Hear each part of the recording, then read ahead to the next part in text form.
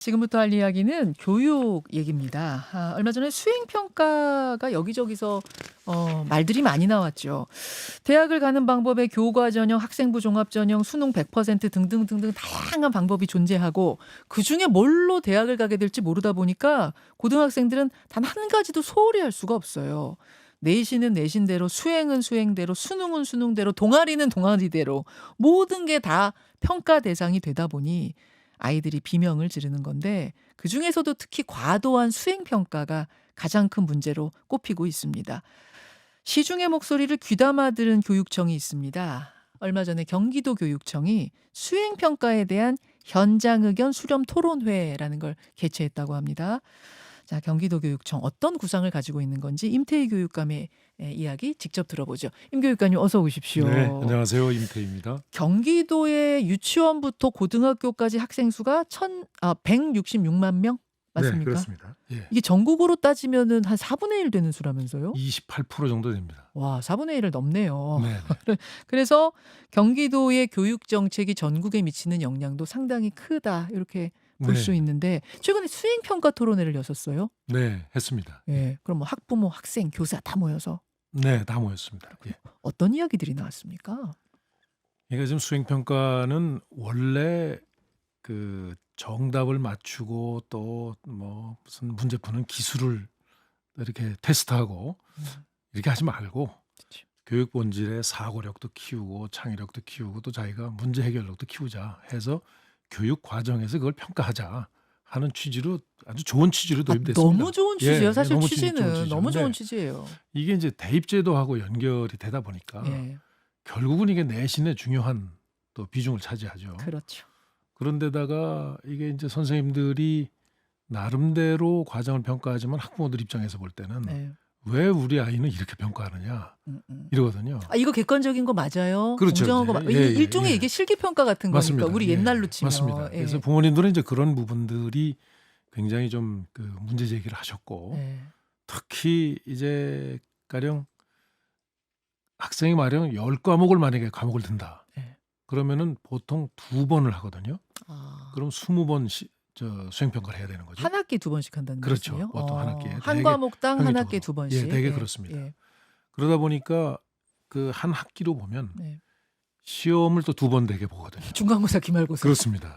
이 기간에 대개 이제 겹칠 수밖에 없어요. 그러니까 맞아요. 너무 많다. 아. 그다음에 이 시험 기간하고 겹치면 거의 이거는 죽음이다. 지옥이다. 예. 이런 이제 그 학생들은 또 문제를 제기하죠. 그러다 보니까 부모님들도 같이 힘드시죠. 같이 힘들죠. 예. 같이 힘들죠. 그러니까 이 제도는 선생님도 음. 부모님도 학생도 어느 누구도 정말 이 만족하지 못하고 다 힘들게 하는 이런 그 제도가 돼버렸습니다. 그런 겁니다. 네.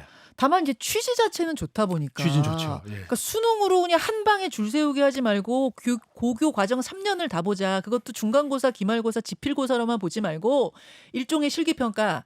그러니까 막 얘가 토론 얼마나 잘하는지도 보고 리포트 얼마나 잘 쓰는지도 보고 맞습니다. 발표 얼마나 잘하는지도 보고 운동도 얼마나 잘하는지도 보고 그렇습니다. 다 보겠다는 거니까 일단 네. 취지는 좋아요. 취지는 너무 좋죠. 예. 그렇다 보니 예. 그럼 싹 폐지해? 그러기는 좀 그렇고 뭔가 이거 개선할 방법은 없어? 이제 이런 건데 네. 교육감님은 어떻게 이거 싹 폐지하자는 분들도 심지어 계시더라고요. 어떻게 보세요? 저는 지금 이 문제가 수행평가 자체의 문제가 또 수행평가가 왜 그런 취지로 도입이 되는데 왜 이렇게 왜곡이 되고 이렇게 변질이 됐는가 하는 거는 결국 대입제도 때문에 생긴 문제로 봅니다. 아. 지금이라도 만약에 대입제도와 이게 직결이 안 되고 예. 이 정말 교육의 본질 차원에서 예. 우리 교육은 그 수행평가가 당초에 의도하던 대로 그렇게 이루어져야 된다 하면 이걸 누가 반대하겠습니까? 부모님들도 좋으시죠. 아이들이 성장하는 거니까. 그렇죠. 근데 물론이죠. 대입제도와 이제 연결이 되면서 우선 대입제도는 우열을 매겨야 되니까 서열화해야 되고 어떻게든 줄은 세워요. 그렇습니다. 공정성 시비가 있으니까 당초에는 사고력을 키운다고 그랬는데 네. 정답을 얼마나 잘 만들어 오느냐. 그렇죠. 또 뭐 좋은 법례들을 얼만큼 잘 또 수집해서 오느냐 이렇게 되고. 예. 예를 들면 밖에 나가서 어떤 뭐 또 굉장히 큰 과제를 가지고 저 뭐 무슨 저 논문을 써와라.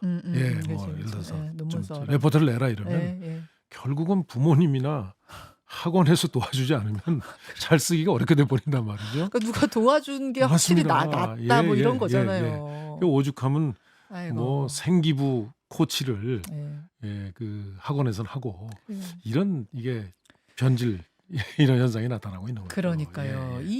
그래서 이게 개선 방법이 있겠는가? 그러니까 예. 학생들의 과중한 것 부분 덜어줄 수 있겠는가?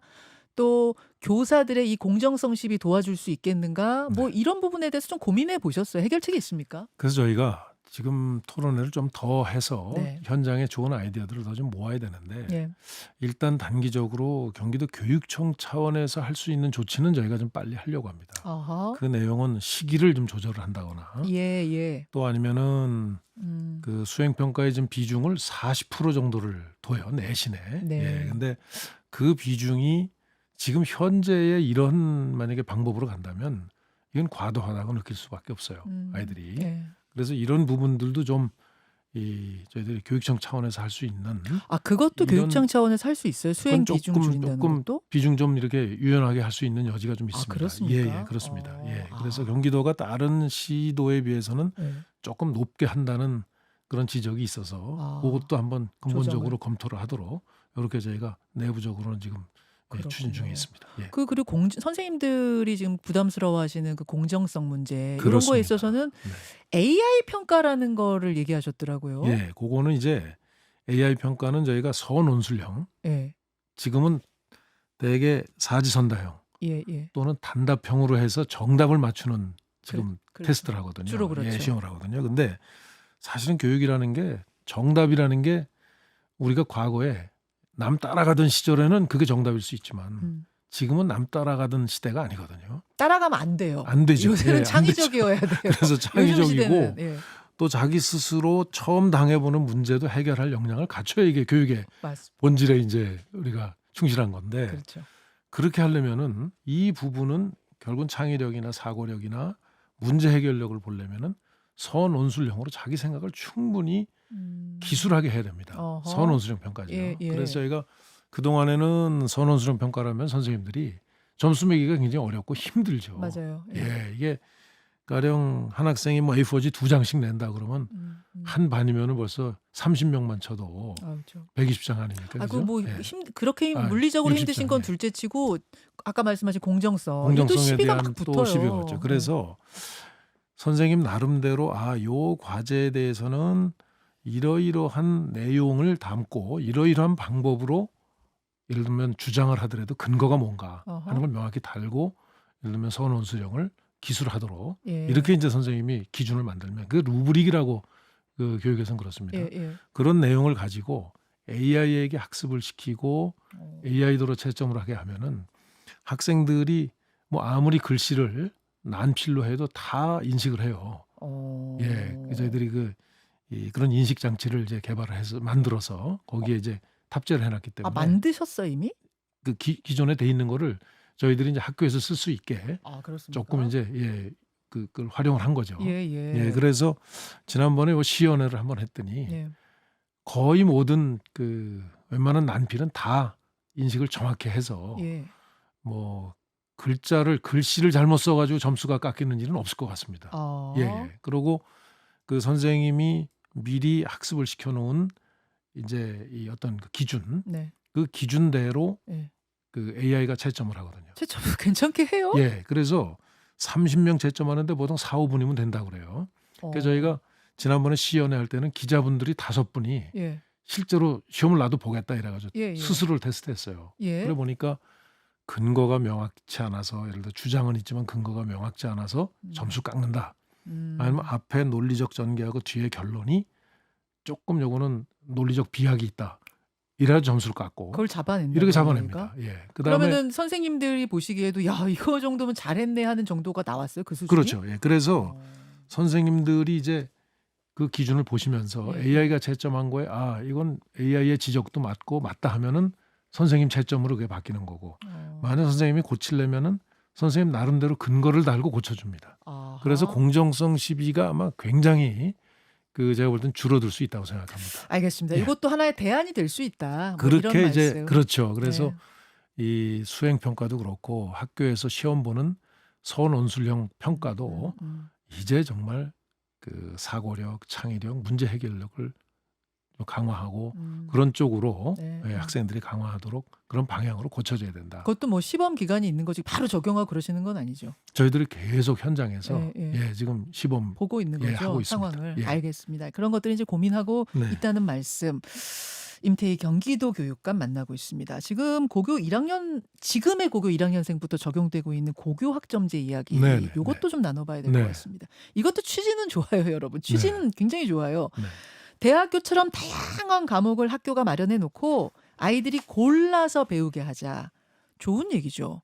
다만 크게 한 두 가지 정도 문제점이 있습니다. 첫째, 학교 현장이 따라가질 못하고 있어요. 예를 들어서 뭐 인공지능 수학 과목 얼마나 좋습니까, 과목은. 그런데 그럼 누가 가르칠 것이냐. 맞습니다.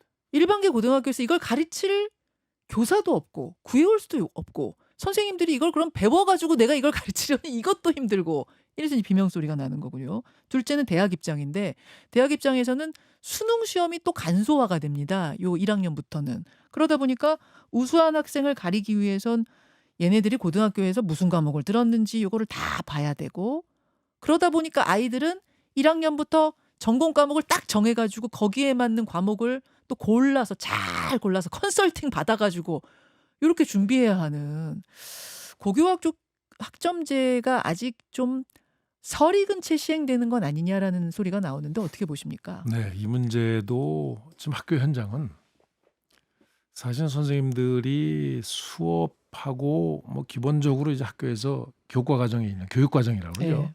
그 국가 교육 과정에 있는 내용을 하기에도 벅찹니다. 근데 취지 좋죠. 학교에서 하는 거에 학생들의 다양한 경험을 자기가 예를 들면 관심이 있는 분야들을 네. 학교에서부터 수업받고 음. 또 대학 갈 때는 그거를 이제 기초로 쓰고 하는데 지금 고등학교는 아까 말씀드린 대로 너무 선생님들이 업무가 과중하기 때문에 선생님들이 공부를 따로 하셔가지고 과목을 또 해야 되는데 그럴 여력이 없단 말이죠. 예. 그다음에 시설적으로도 똑같은 그 공간에서 하는 게 아니라 예를 들면 실험실도 필요할 때가 있고 그렇죠. 또 뭐 여러 가지 유형의 또 단체 이런 그 예를 들어 그룹 활동을 하면서 네. 수업을 받을 수 있고 하는데 그런 시설이 너무 부족하거든요. 음. 그래서 그런 면에서 이거는 학교 현장에서는 지금 빠른 시일 내에 이게 정착되기에는 좀 한계가 있다. 이렇게 보여집니다. 그래서 경기도 같은 경우에는 대안으로 공유 학교라고 학교 안에서는 못하지만 학교 밖으로 학생들을 이 밖에 있는 교육 어떤 자원하고 연결을 해서 교사들은 준비가 안 되셨지만 더 잘 돼 있는 지역 인사들 뭐 대학 교수님들 계시고 기업의 전문가도 계시고 네. 이런 분들을 예를 들면 공간도 뭐 시청이 가지고 있는 거 또 군청이 가지고 있는 거 또 다른 또 이 단체가 가지고 있는 건 공간을 같이 활용해서 예. 학생들이 여러 학교 학생들이 모여서 음. 예를 들면 그 수업을 받을 수 있게 이렇게 했습니다. 또 그거를 학교 수업으로 인정해주고 공유 캠퍼스 말씀하시는 거군요. 그렇습니다. 그렇게 이제 지금 준비를 하고 있거든요. 그래서 일부에서는 좀 상당히 그 효과도 있는 것으로 나타납니다. 그래서 저희는 학교가 다 못하는 건 학교 밖에서 해결하자. 그것도 역시 공교육입니다. 저희는. 그러니까 굉장히 네. 어떻게 보면은 이 어려운 상황 속에서 어떻게든지 좀 이 대안을 마련해 보자 해서 공유 학교의 캠퍼스를 어려움을 학교 밖에서 좀 그 해결해 보자. 학교에 부담을 주지 않고 하는 차원에서 공유 학교를 만들었습니다. 근데 학생들 입장에서는 예. 아니 저 자사고 가고 뭐 시설 좋은 어떤 저 전사고 가면은 거기 학교 안에서 할 수 있는 걸 나는 일반계 학교다 보니까 공유 캠퍼스를 찾아가야 돼. 막 줌으로 연결해야 돼. 이게 또 불편할 수가 있어서 물론 경기도 교육청에서 할 수 있는 한 하겠지만 근본적으로 고교 학점제가 조금 더 편안하게 아이들에게 교사들에게 다가갈 수 있는 방법을 이건 교육부가 고민을 좀 해줘야 될 것 같아요. 고민을 좀 더 했으면 좋겠습니다. 맞습니다. 맞습니다. 예. AI 교과서. 네. 요거는 지난 정부에서 사실은 돈도 많이 들이고 고민도 많이 해서 이게 확정이 됐던 건데 한 2조 원 들었죠, 예산이.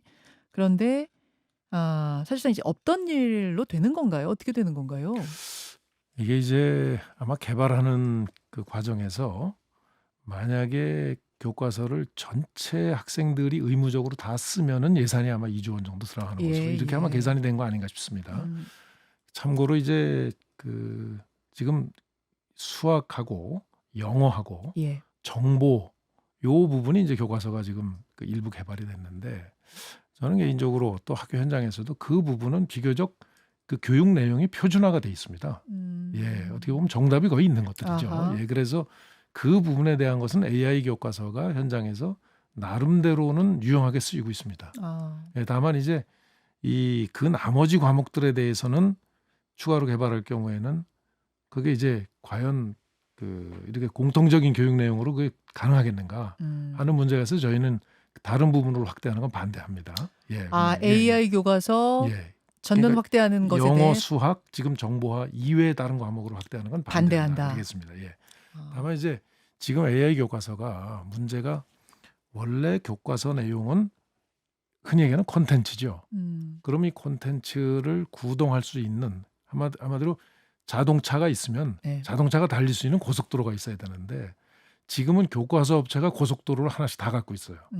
그게 쉽게 말씀드리면 그렇게 돼 있습니다. 네, 예. 그러다 보니까 돈이 많이 들었죠. 아하. 그래서 제가 이 저희들 예를 들면 하이러닝처럼 경기도처럼 그 AI 교과서를 탑재해서 구동시킬 수 있는 그런 이제 플랫폼이 있으면 사실은 이 AI 그 교과서도 하나의 중요한 교육 콘텐츠로 혹은 교과서로 된다 하더라도 지금 특히 이제 말씀드린 수학, 영어, 네. 그 정보화의 경우에 교과서로 된다 하더라도 그 나름대로는 유용성이 있었습니다. 근데 교육부의 지금 고민은 교과서 업체가 지금 개발해 놓은 거를 이 아마 학교 현장에서 교과서는 원래 의무적으로 쓰게 돼 있거든요. 네. 의무적으로 쓰지 못하게 되는 데 따른 여러 가지 고민들이 아마 있고 그래서 아마 2조 원의 그 문제가 좀 부각되는 거 아닌가 싶습니다. 굉장히 비판적이었던 사람들도 많거든요. AI 네. 교과서가 왜 필요하지? 왜 이런 데다 돈 쓰지? 이런 비판적인 시각이 많았는데 임태희 교육감님 말씀 들어보니까 임태희 교육감님도 그리 긍정적으로 보지 않으시는군요.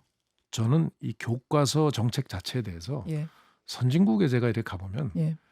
국가에서 정한 교육 과정은 있지만 예를 들어서 학교에서 수업 내용은 선생님들이 자율적으로 구성을 합니다. 그 교육 과정 내용을 참고해서. 근데 우리는 교과서 나오는 거를 무조건 다 의무적으로 써야 되거든요. 예. 근데 예. 현장의 선생님들한테 가서 제가 확인해 보면 예. 교과서 내용대로 수업하는 선생님 한 명도 좀 못 봤습니다. 예. 그러면은 교육부에서도 교과서 정책에 대한 근본적인 지금 검토를 해야 될 시점이다 이렇게 생각합니다. 알겠습니다. 알겠습니다. 이제 임기가 한 1년 정도 남았는데 이것만은 내 임기 내에 꼭 좀 이루고 싶다. 네. 이런 포부가 있으시다면요? 제가 한국 교육의 문제는 뭐 기승전 대입으로 다 귀결이 돼요. 네, 맞아요. 예. 과거에는 교육감들은 이게 대학 입시기 때문에 음. 이 문제에 대해서 문제 제기를 하지 않았습니다.